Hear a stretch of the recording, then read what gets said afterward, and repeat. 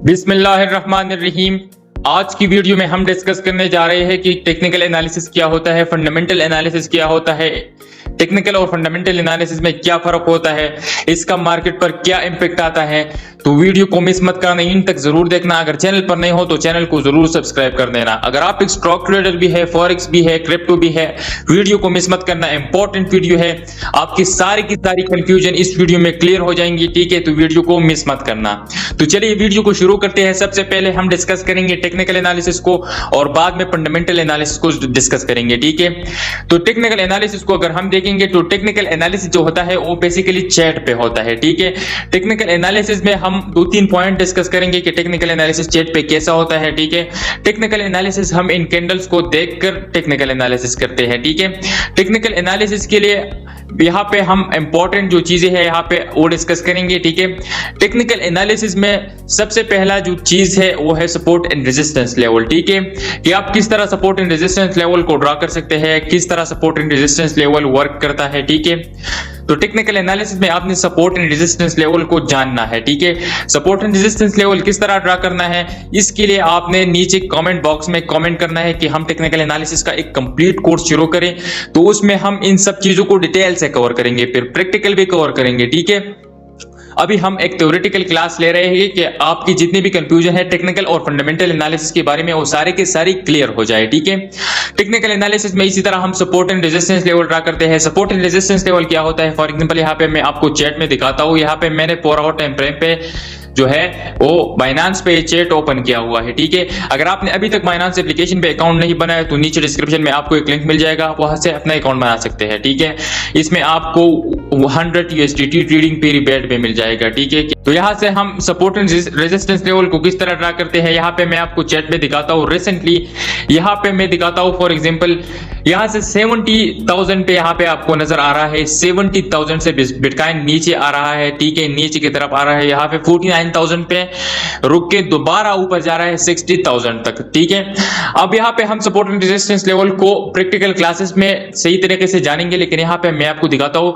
Resistance वो होता है जहां से बिटकॉइन हो, इथेरियम हो या जो भी क्रिप्टो हो, जहां से इसको रिजेक्शन मिल जाए। ठीक है, फॉर एग्जांपल बिटकॉइन का प्राइस यहां से बढ़ता रहा यहां से 70 पे जब आ गया तो यहां से इनको रिजेक्शन मिल गई, और जिस तरह इसको रिजेक्शन मिल गई तो इतना हार्ड रिजेक्शन यहां से मिल गया कि यहां से 49,000 पे आ गया। ठीक है, तो यहां से 49,000 पे इसका एक सपोर्ट बना था। ठीक है, उसी सपोर्ट से इसने रिजेक्शन आ गई तो फिर यहां से 60,000 की तरफ ये बढ़ गया। ठीक है, सपोर्ट होते हैं जहां से प्राइस दोबारा ऊपर जाना शुरू हो जाए। ठीक है, तो आपको उम्मीद है ये सब बातें समझ में आ गई है सपोर्ट एंड रेजिस्टेंस लेवल के बारे में। दूसरी चीज जो हम टेक्निकल एनालिसिस में करते हैं वो है चैट पैटर्न्स को। चैट पैटर्न्स को किस तरह आइडेंटिफाई करना है। चैट पैटर्न्स में डिफरेंट टाइप्स ऑफ पैटर्न्स होते हैं, ट्रायंगल्स पैटर्न्स होते हैं, चैनल वे पैटर्न्स होते हैं, डिफरेंट टाइप्स ऑफ होते हैं।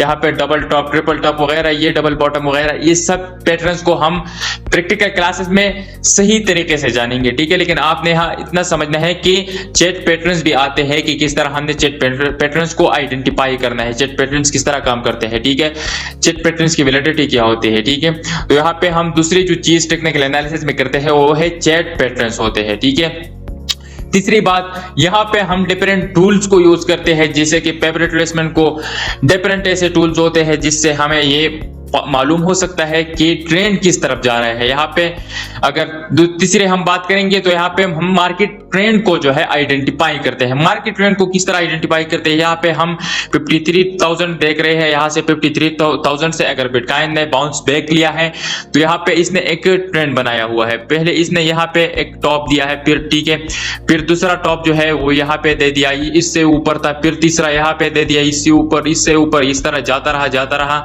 यहाँ पे ऊपर आ रहा है 70,000 तक आ गया है। यहां से आपको ये आइडेंटिफिकेशन मिलता है कि जो ट्रेंड है वो अप है कि डाउन है। ठीक है, आपको यहां से एक अप ट्रेंड मिल सकता है। ठीक है, इसी तरह अगर हम 70,000 पे देखें तो यहां से हमें एक डाउन ट्रेंड मिल सकता है कि 70 से क्रैश हुआ। ठीक है, यहाँ पे इसने थोड़ा सा ये जो है 67 पे थोड़ा सा मैनिपुलेशन किया। ठीक है, फिर जो है 65 पे और फिर इसी तरह नीचे आ रहा है। ठीक है, 61 और 62, 60 पे 59 पे, और इसी तरह फ्लैश क्रैश हुआ 49 पे। इसी तरह हम जो है वो डाउन ट्रेंड पे आइडेंटिफाई कर सकते हैं ट्रेंड के जरिए, ठीक है। इसी तरह ट्रेंड को मालूम करने के लिए हम डिफरेंट जो है ट्रेंड लाइन ड्रा करते हैं, जिससे हमें ट्रेंड आइडेंटिफाई करने में और भी आसानी हो जाती है, ठीक है।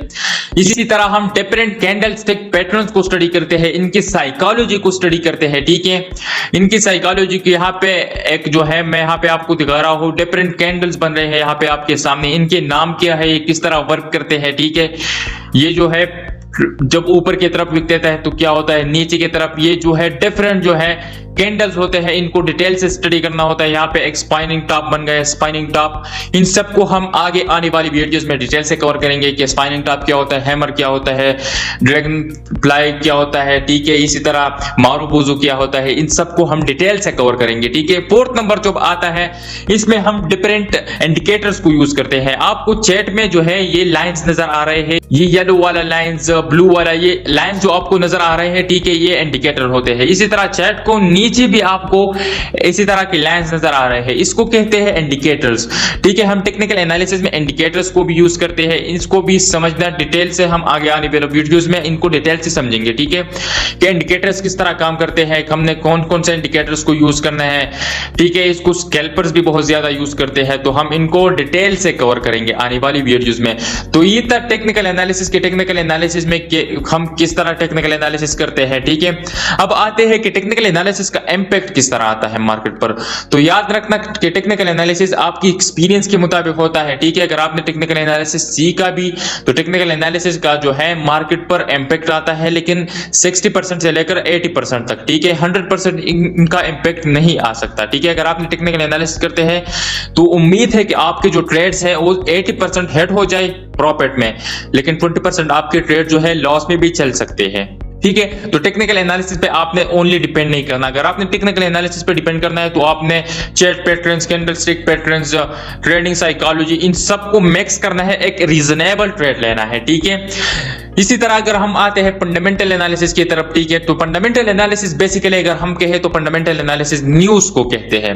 अब आप कहेंगे कि न्यूज को किस तरह, तो न्यूज बैड भी हो सकते हैं, गुड न्यूज भी हो सकते हैं मार्केट्स के लिए, जितनी भी फाइनेंशियल मार्केट है, क्योंकि बीटीसी या क्रिप्टो करेंसी जो है वो एक अलग चीज नहीं है, वो ग्लोबल मार्केट के साथ जो है पंप एंड डंप करेगा, ठीक है। तो आपने ग्लोबल मार्केट को देखना है, ठीक है। इसी तरह दुनिया की हालात को देखना है, जियोपॉलिटिकल वार जो चल रही होते हैं, जिस तरह अगर हमको एक न्यूज मिलते हैं कि वार हो गई है, दो मुल्कों के दरमियान जो जंग चल गई है, इसका मार्केट पर क्या इंपैक्ट आता है, ठीक है। आपने दुनिया की स्टॉक मार्केट को स्टडी करना है कि स्टॉक मार्केट किस तरह बिहेव करती है, ठीक है।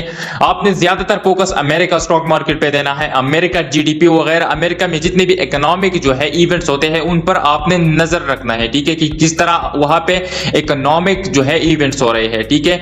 अगर वहां पे गुड इवेंट्स हो रहे हैं, ठीक है, तो इसका मार्केट पर क्या इंपैक्ट आता है, बैड न्यूज हो रहे हैं तो इसका मार्केट पर क्या इंपैक्ट आता है। इसी तरह अगर गुड न्यूज आता है, बैड न्यूज आता है तो इसका मार्केट पर क्या इंपैक्ट आता है। तो सबसे पहला पॉइंट आपने इस तरह ये नोट करना है कि फंडामेंटल न्यूज का मार्केट पर इंपैक्ट बहुत जल्द आता है और बहुत ज्यादा आता है, ठीक है।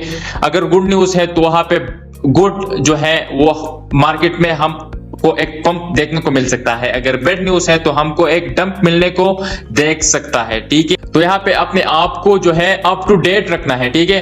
अब आप कहेंगे कि हम इन न्यूज को किस तरह हासिल करें, ठीक है, किस तरह आइडेंटिफाई करें कि गुड न्यूज है, बैड न्यूज है, ठीक है। तो इसके लिए आपने हमारे YouTube चैनल को जरूर सब्सक्राइब करना है और बेल आइकन को ऑन कर देना है, ठीक है, ऑल नोटिफिकेशन को, ताकि आपको हमारी हर नई आने वाली वीडियो के बारे में मालूमात हो, ठीक है। अगर आपको अभी तक कुछ फायदा हो गया हो तो वीडियो को जरूर लाइक कर देना, ठीक है। मिलते हैं नेक्स्ट वीडियो में, तब तक खुदा हाफिज।